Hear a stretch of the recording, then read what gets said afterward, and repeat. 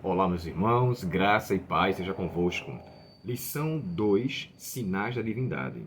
Irmãos, eu gostaria de falar com vocês aqui rapidamente. Ontem eu não consegui fazer o vídeo, mas eu quero dizer para vocês que a expressão sinais é usado unicamente por João. Eu estava observando aqui uma enciclopédia histórica da vida de Jesus, do Rodrigo Silva, e ele disse que os gregos entendiam os milagres como algo espantoso, algo espetacular, algo que causasse admiração. E os evangelhos, quando usa o termo, ele usa uma expressão chamada tauma, que quer dizer espanto ou admiração, mas que envolve uma personalidade. Alguém que faz algo diferenciado, não simplesmente algo espantoso, como a mágica, como era o termo usado pelos gregos na expressão latina, miraculum. Mas os evangelhos chamam de tauma. Outra expressão que também é chamada é dunamis, de onde vem o termo poder. E quando João usa, ele usa sinais. Só que esses sinais, eu achei interessante que a expressão que João usa, eu até falei para vocês sobre signo, né? É algo distintivo. Jesus é o sinal de Deus, é o sinal de Deus, não é um sinal de Deus, como se houvesse outros sinais iguais ao dele. Jesus, ele fez as suas obras, mas que identificasse a sua personalidade. Não é simplesmente fazer algo por fazer, mas fazer algo que identificasse quem ele era. E o termo que ele usou também, de sinais, tem essa aplicação. Então, assim, nessa lição de sábado, nós entendemos mais uma vez. Olha só a imagem aqui. Sabe, os óculos é um objeto que nós podemos usar. Mas preste bem atenção. Esse personagem aqui está com o óculos, está com a lente quebrada. Essa lente quebrada daqui demonstra que a palavra de Deus desvenda toda a dúvida que era ensinado pelos líderes daquela época. Aqui você está vendo um líder judeu. E essa pessoa aqui, pela palavra de Deus, ela é iluminada. Olha só aqui o raio. Então, logo, quem usa o óculos da Bíblia vai ter uma visão através do Espírito Santo diferenciada. Pode vir o conhecimento que for, ele terá uma percepção diferenciada. E aqui o verso memorizado diz assim, ó: Jesus declarou: eu sou a ressurreição e a vida. Quem crê, olha só, em mim, ainda que morra, viverá. E todo que vive, crê em mim, não morrerá eternamente. Crê tu nisto? 3 vezes, mais uma vez, no capítulo 11, há o termo crê. É claro que isso aqui está no contexto do que Jesus falou para Maria em relação à ressurreição de Lázaro. De forma especial, mais uma vez, eu falei para vocês que a expressão crer no Evangelho de João é descrita por quase que 100 vezes. Então, assim, ele enfatiza muito essa importância da palavra crer. Um outro ponto que merece consideração: Jesus, ele foi Deus, ele é Deus em sua essência, não foi, né, perdão, ele é Deus em sua essência, e ele não tinha vida derivada, ele não tinha vida emprestada. Ellen White fala que em Cristo a vida não derivada, sabe, não tem uma vida dependente de algo. Ele sempre teve vida independente, mas ele se coloca em uma condição de submissão ao Pai para com que ele demonstre que o seu poder, o seu sucesso, o seu crescimento de forma humana era tão somente agregado ao que o Pai lhe concedia.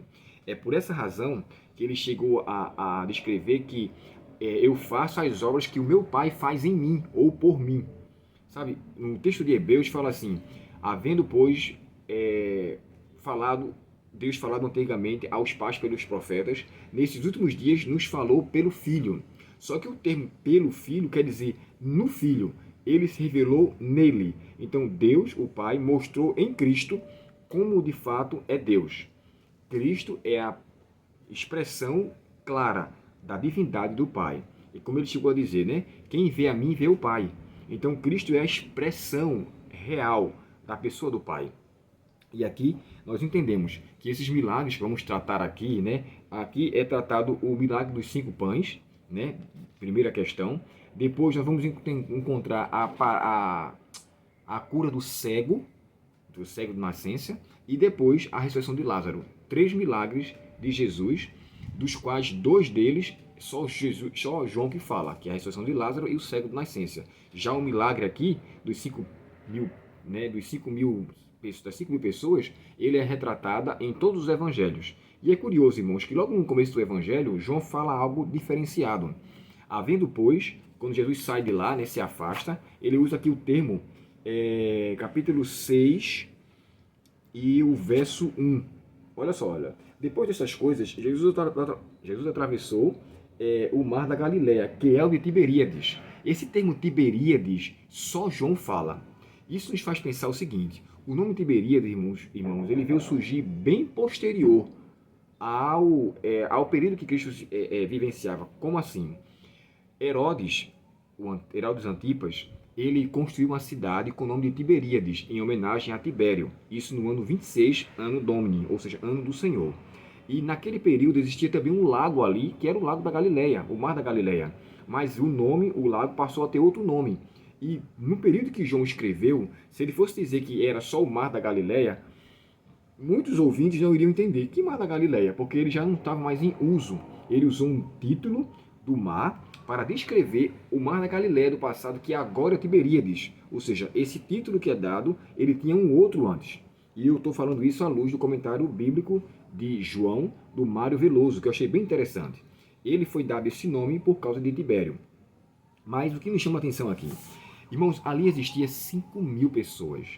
Podemos dizer 5.000 pessoas, não, perdão, 5.000 homens, fora mulheres e crianças. O mesmo autor chega a descrever, ou outros autores, perdão, um outro autor chega a descrever que existia naquele momento cerca de 5.000 pessoas. Porque, fora mulheres e crianças, se aqueles 5.000 fossem casados, vamos dizer que 3.000 fossem casados, já teria 6. E os filhos que se existia? Quantos tinham cada um? Então, no mínimo ali tinha uns 10.000 pessoas. E Jesus, mais uma vez, pede para com que eles arrumem uma forma de poder resolver aquele problema, considerando que, de acordo com o Evangelho de Marcos, os discípulos já tinham realizado milagres antes, já tinham efetuado curas.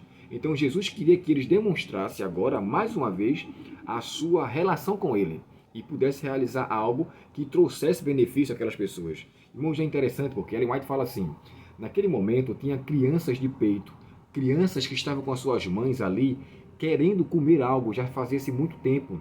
E Jesus, mais uma vez, miraculosamente, faz algo totalmente impossível aos olhos humanos. Ninguém tinha sido alimentado naquele tempo assim. E é interessante porque isso nos faz lembrar o que aconteceu em Êxodo 16, quando Deus alimentou o povo com o maná. Existia, irmãos, de acordo com a nota de rodapé da Bíblia de Estudo NVT, os rabinos criam que quando viesse o Messias, ele iria fazer chover pão. E se essa crença tivesse fundamento, quando Jesus evidencia aquele milagre, ele então confirma no conceito dos rabinos que ele era o pão da vida e que ele era o Messias enviado de acordo com a crença que eles tinham. Que o Messias viria e faria chover pão do céu. Só tinha ali 5 pães e 2 peixes. Jesus ali fez com que aquilo fosse multiplicado. Então essa era uma evidência da pessoa de Cristo bem clara. Um outro ponto que merece consideração: a sobra que ocorreu ali foi levada de volta. Ellen White fala que ele voltou com aquela sobra para que levasse aos de casa e os de casa pudessem ser alimentados com a mesma bênção que eles foram alimentados ali. E aqui o autor faz uma comparação, né, sobre a Páscoa, né, que Jesus era o Cordeiro Pascual. Então aquilo ali realizou-se naquele período. E a Páscoa é onde envolveu o período da saída do povo de Israel do Egito, ali baseado em Êxodo capítulo 12. Aqui fala também que Jesus estava no monte. Fala-se também da mesma aplicação de Moisés no monte, Êxodo capítulo 3. E para fechar, a multiplicação dos pães fez lembrar o maná no deserto, Êxodo capítulo 16. Então assim, o milagre que aconteceu, Jesus realizou uma obra fantástica e todos agora evidenciaram que ele não era uma pessoa comum, ele não era qualquer um. De fato, ele era alguém diferente. E o sinal que ele realizou garantiria, ou seja, era um distintivo da pessoa de Cristo. Que eu e você, irmãos, nunca duvide da pessoa de Cristo, não pelas suas obras, mas pela sua personalidade. Jesus tem poder para fazer as mesmas coisas hoje também. E eu não tenho dúvida alguma, se eu estiver passando por alguma necessidade, e se em minha oração sincera, Deus em seu coração quiser me conceder esta bênção, ele vai realizar uma grande obra.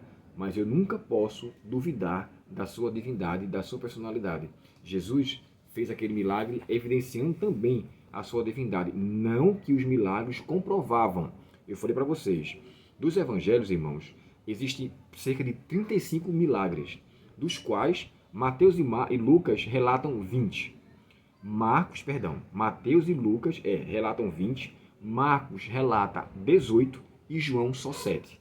Mas o que João mais fala, creia em Deus, não pelos milagres, mas pela sua pessoa. Creia em Deus, não pelas suas obras, mas pela sua condição de nos salvar. Só Ele poderia ser o nosso Salvador e nenhum outro. Ele não enfatiza. João fala que ele realizou, descreve 7 milagres, embora ele fala muitas outras coisas ele fez, mas ele não relata, porque o foco de João não está nos milagres, mas está na divindade de Cristo, que os milagres serviam para dar uma autenticidade, mas para fazer mais as pessoas crerem nele. Jesus é Deus em sua essência. Um dos maiores milagres, irmãos, foi ele proclamar a si próprio que ele iria ressuscitar. Quando ele diz, eu sou a ressurreição e a vida, né? Ele falando isso para a ressurreição de Lázaro. Mas antes ele fala assim, ele também disse as mesmas palavras, né? Eu sou a ressurreição e a vida. Eu tenho poder para dar a minha vida e poder para tirá-la. Então ele evidenciava pelo poder que ele tinha em suas palavras. A sua própria pregação era uma evidência clara de que Jesus não era uma pessoa comum. Jesus era de fato Deus por excelência. E que eu e você, sabendo de sua divindade, reconhecendo seus feitos, possamos então abraçá-lo a cada dia e assim possamos ter a certeza do seu cuidado para conosco. Vamos orar? Querido Pai Celestial, obrigado por teres enviado o teu Filho e através dele nos dá eterna salvação. Ajuda-nos a acreditar, Pai, em tua divindade, na divindade do teu Filho, e assim recebê-lo a cada dia, a cada momento. Perdoa nossos pecados, permanece conosco, Senhor, te pedimos em nome de Jesus. Amém. Deus te abençoe, um ótimo dia em sua presença e até o próximo estudo, se Deus quiser. Até logo.